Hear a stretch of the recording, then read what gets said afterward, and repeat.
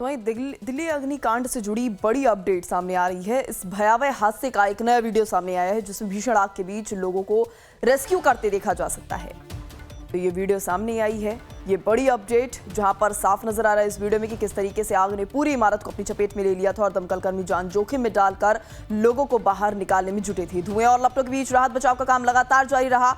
इस दर्दनाक हादसे में अब तक 9 लोगों की मौत की पुष्टि हो चुकी है, जबकि कई लोग घायल बताए जा रहे हैं। घायलों को नजदीकी अस्पताल में भर्ती कराया गया है, जहां उनका इलाज फिलहाल अभी जारी है। ये तस्वीर आप देख सकते हैं जहां पर एसी में ब्लास्ट हुआ है और आधी रात को किस तरीके से चीख पुकार मच गई। पूरी इमारत को इस आग ने अपनी चपेट में ले लिया। दमकल कर्मी भी अपनी जान जो है जोखिम में डालकर रेस्क्यू ऑपरेशन चलाते नजर आए हैं।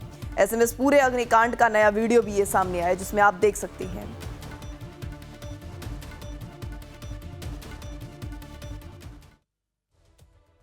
तो दिल्ली अग्निकांड में इस वक्त की एक और बड़ी अपडेट जहां पर 4 मंजिला इमारत में लगी भीषण आग में अब तक 9 लोगों की झुलसकर मौत हो चुकी है। बताया जा रहा है कि इसमें ब्लास्ट के बाद आग तेज से फैली और पूरी इमारत को अपनी चपेट में ले लिया। हादसे के बाद मौके पर अफरा तफरी मच गई। राहत की बात तो ये रही कि अब तक करीब 20 लोगों को सुरक्षित बाहर निकाल लिया गया है, जबकि रेस्क्यू ऑपरेशन अब भी जारी है। दमकल विभाग की 10 गाड़ियों ने कड़ी मशक्कत के बाद किस तरह से आग पर काबू पाया, फिलहाल प्रशासन पूरे मामले की जांच कर रहा है और आग लगने के कारणों की जांच पड़ताल भी यहां पर की जा रही है। तस्वीरें आप देख सकते हैं, इमारत के अंदर की ये तस्वीरें हैं जहां पर सामान तो जलकर खाक हो ही गया, साथ ही साथ 9 लोगों की जान भी चली गई इस आग में झुलसकर। आधी रात को ये पूरा भयावह हादसा हुआ जिसमें 9 लोगों की जान चली गई। एसी ब्लास्ट होना इस आग लगने की मुख्य वजह बताया जा रहा है और एसी ब्लास्ट होने की वजह से पूरी इमारत को, पूरी 4 मंजिला इमारत को इस आग ने अपनी चपेट में ले लिया। ऐसे में दमकल कर्मी भी मौके पर पहुंचे और किसी तरह से उन्होंने इस आग पर काबू पाया। कड़ी मशक्कत के बाद वो इस आग पर काबू पा पाए और देखा ये भी जा रहा है क्योंकि तस्वीरें एक के बाद एक अब जो सामने आ रही है इस पूरे ब्लास्ट को लेकर, इस पूरी आगजनी की घटना को लेकर, तो उसमें देखा जा सकता है किस तरीके से दमकल कर्मी भी अपनी जान जोखिम में डालकर रेस्क्यू ऑपरेशन चलाते नजर आ रहे हैं। इमारत में फंसे लोगों को रेस्क्यू करते हुए यहाँ पर नजर आए, लेकिन फिर भी जानकारी जो सामने आ रही है 9 लोगों की इसमें मौत हो गई है।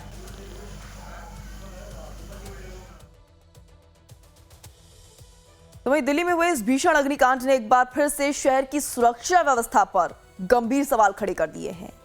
एक एसी ब्लास्ट के बाद जिस तरह पूरी 4 मंजिला इमारत आग की चपेट में आ गई, उसने रिहायशी इमारतों में अग्नि सुरक्षा इंतजामों की पोल खोल दी है। सवाल यह है कि क्या इन इमारतों में फायर सेफ्टी के पर्याप्त इंतजाम थे? अगर थे तो इतनी बड़ी त्रासदी कैसे हो गई? अगर नहीं थे तो जिम्मेदारी किसकी है? घटना के बाद प्रशासन की टीमें जांच में जुटी है, लेकिन बड़ा सवाल अब भी वहीं खड़ा होता है कि क्या हम ऐसी लापरवाहियों से सबक ले रहे हैं या फिर हादसे के बाद सिर्फ जांच और बयान तक ही सीमित रह जाएंगे। इस दर्दनाक हादसे में कई लोगों की जान चली गई, कई परिवार उजड़ गए, लेकिन क्या ये घटना सिस्टम को जगाने के लिए काफी है? फिलहाल जांच जारी है, लेकिन जवाब अब भी अधूरे हैं।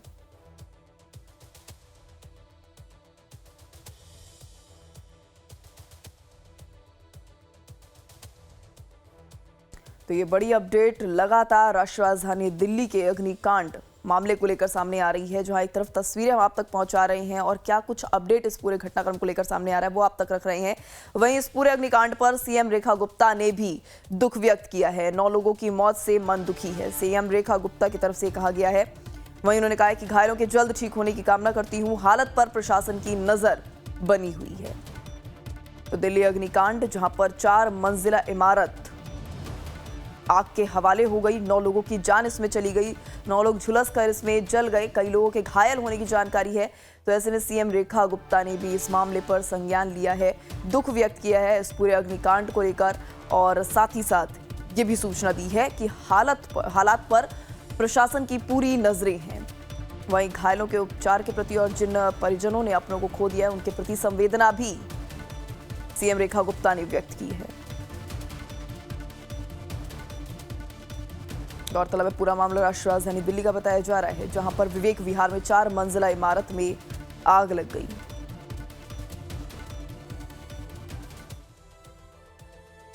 तो वहीं आपको बता दें दिल्ली अग्निकांड पर सरकार की नजर बनी हुई है। साथ ही साथ दिल्ली बीजेपी अध्यक्ष वीरेंद्र सचदेवा और सांसद हर्ष मल्होत्रा ने खुद घटनास्थल का दौरा किया है और साथ ही साथ वीरेंद्र सचदेवा ने मृतकों के परिजनों के प्रति दुख भी व्यक्त किया है।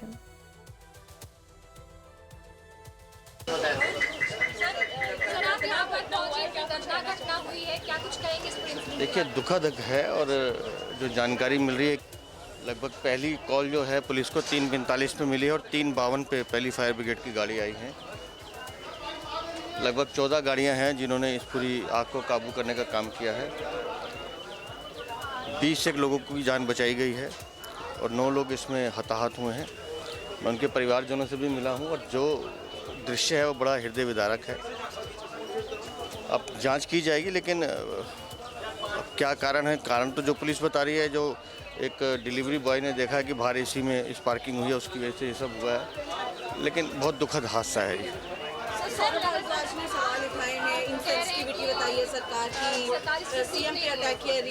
देखिए, अब उनको जो कहना है वो कहें। जो मैं तो जिस परिवार के साथ दुखद घटना घटी है उनके परिवारजनों से भी मिला हूँ। उनका खुद का ये मानना है कि एसी में स्पार्किंग हुई है। अभी से कोई निर्णय मत दीजिए किस कारण से आग लगी है। आग लगी है, बहुत दुखद है और 9 लोगों की मृत्यु हुई है। वाकई बहुत दर्दनाक हादसा है, पर फायर ब्रिगेड के कुशलता के कारण, दिल्ली पुलिस की प्रॉम्प्टनेस के कारण 27-28 लोगों को बचाया भी गया है। वो सकुशल हैं।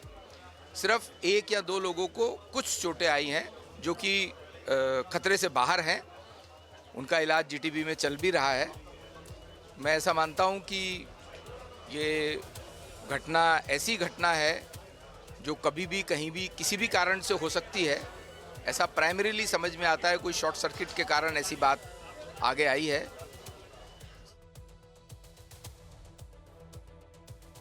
तो इसी पर ज्यादा जानकारी के लिए हमारे साथ हमारी सहयोगी शालिनी झा भी दिल्ली से जुड़ चुकी हैं।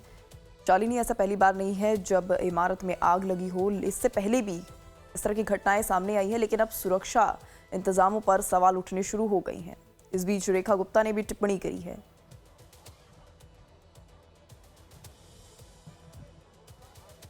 बिल्कुल, देखिए, दिल्ली प्रदेश अध्यक्ष वीरेंद्र सचदेवा आपसे थोड़ी देर पहले यहाँ पर आए थे और मृतकों के परिजनों से उन्होंने मुलाकात की और उन्होंने कहा कि एक डिलीवरी बॉय करीबन यहाँ सुबह के वक्त यहाँ से जा रहा था तो उसने एसी में शॉर्ट सर्किट देखा, जिसके बाद एक एसी में शॉर्ट सर्किट होने के बाद वो जो आग की लपटें हैं वो पूरी तरीके से फैली और इस पूरे बिल्डिंग को उसने अपने जद में ले लिया। अब हालात ये है कि फिलहाल आग पर काबू पाया लिया गया है। फायर ब्रिगेड की जो तमाम गाड़ियां यहाँ पर मौजूद थी वो अभी जा चुकी हैं और अभी फिलहाल यहाँ पर परिजन जो हैं वो मौजूद हैं।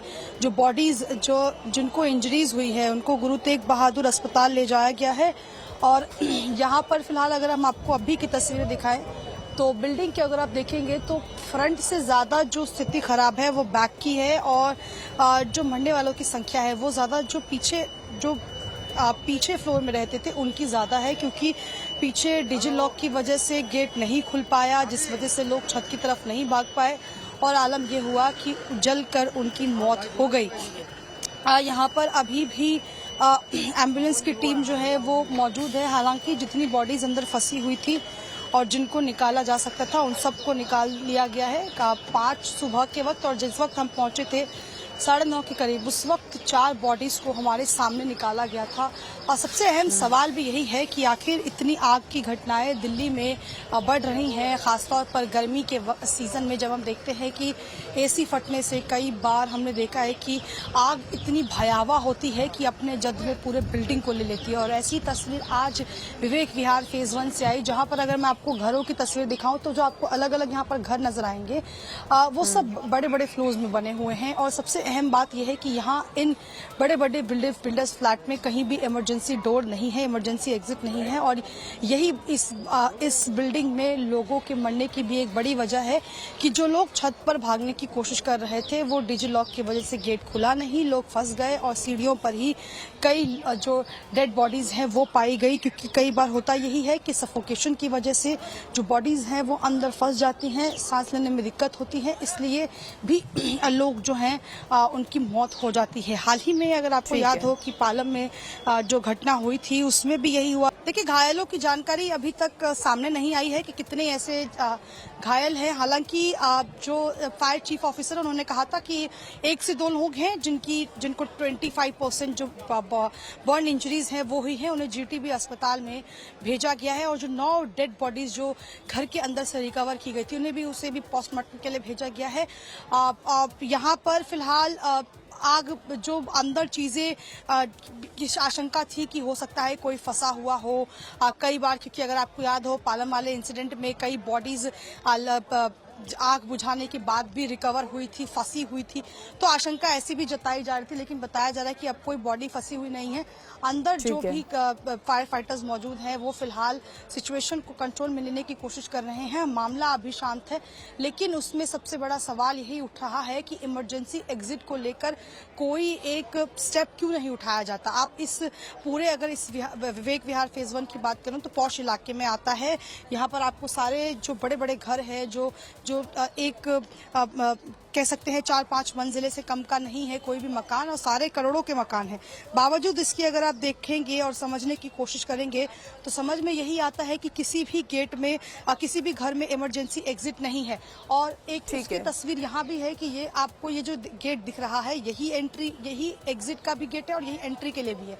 पीछे कोई भी एग्जिट डोर नहीं है। सबसे अहम बात ही यही है कि अगर किसी इमरजेंसी सिचुएशन में एग्जिट नहीं रहेगा तो लोग फंसेंगे ही, लोग दबेंगे ही और इस तरीके की घटनाएं होती रहेंगी। मुझे लगता है कि सुरक्षा के पहले से ही प्रबंध किए जाए, जो कि यहाँ पर कहीं ना कहीं बिल्कुल उन प्रबंधों की कमी देखी गई है। शालिनी, लेकिन शालिनी, आपसे ये भी जानना चाहेंगे, यहाँ पर जिन 9 लोगों की जान चली गई है, क्या वो एक ही परिवार के थे या अलग अलग फ्लोर के थे? देखिए, एक जॉइंट फैमिली इस पूरे घर में रहता था। अलग अलग फ्लोर पे कहा जा रहा है, जो हमने आसपास के लोगों से बातचीत की है तो हर फ्लोर पे करीबन 5 से 6 लोग जो थे वो सदस्य रह रहे थे। जो सेकंड फ्लोर है वहां पर सबसे ज्यादा लोगों की मौत हुई है। उनमें से उनका जो बेटा था वो घूमने के लिए गया था, उस पूरे परिवार में कोई नहीं बच पाया। वहीं जो थर्ड फ्लोर पर जो परिवार फंसा हुआ था उसने कैसे न कैसे कोशिश और खुद को बचाकर वो पूरा परिवार जो है वो बाहर निकल पाया। लेकिन जो लोग अंदर फंसे रह गए, जो बॉडीज अंदर रह गई वो जलकर खाक हो गई, जिस वजह से उनकी मौत हो गई। तो अब यही समझ में आ रहा है कि इमरजेंसी एग्जिट अगर होता, इमरजेंसी डोर अगर होता तो शायद वो जो जान गई वो ना जाती और जिंदगियां जो हैं वो बच सकती थी। और सबसे अहम यही है कि इस तरीके की घटना का इंतजार नहीं करना चाहिए। बिल्डर्स की तरफ से ऐसे स्टेप उठाने चाहिए। हर चाहे भी कोई भी वो घर बने वहां पर इमरजेंसी एग्जिट जैसी सुविधा तो एटलीस्ट लोगों को मिलनी चाहिए, ताकि अगर किसी तरीके से कोई आपदा आती है तो लोग खुद को बचा पाएं। बिल्कुल, ये बेहद जरूरी है। शालिनी, ऐसे में ये जो मरने वाले लोग हैं उनमें कितनी महिलाएं, बुजुर्ग, क्या बच्चे भी शामिल हैं?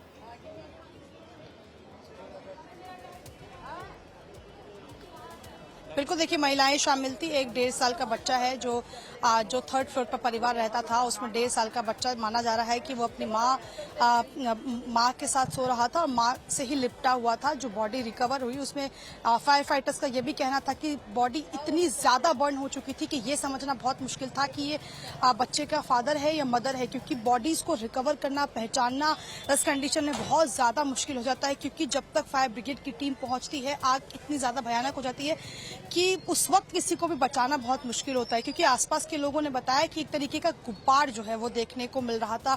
बहुत भयानक आग थी और जैसे फायर ब्रिगेड की टीम यहाँ पर पहुंची, लैडर लगाया गया, लैडर चढ़कर जो है उन लोगों को बचाने की कोशिश की गई, लेकिन जब तक वो बचाते आधी से ज्यादा जो परिवार है वो खत्म हो चुका था। जी, तो शालिनी, ऐसे में क्या किसी का कोई रेस्क्यू हो पाया या फिर सभी लोग मौत के हवाले हो गए? मैं आपको अभी यही बता रही थी कि अभी थोड़ी देर पहले ही आपको बताया मैंने कि कुछ बॉडीज जो हैं वो रिकवर हुई हैं, जीटीबी अस्पताल लेकर जाया गया है। 25% उनको इंजरी हुई है, वहां उनका इलाज जो है अस्पताल में चल रहा है। 9 बॉडीज जो है वो अंदर से रिकवर की गई थी, जो पूरी तरीके से जल चुकी हैं, जिनकी मौत हो चुकी है। फिलहाल अभी रेस्क्यू ऑपरेशन कहां तक पहुंच पाया है?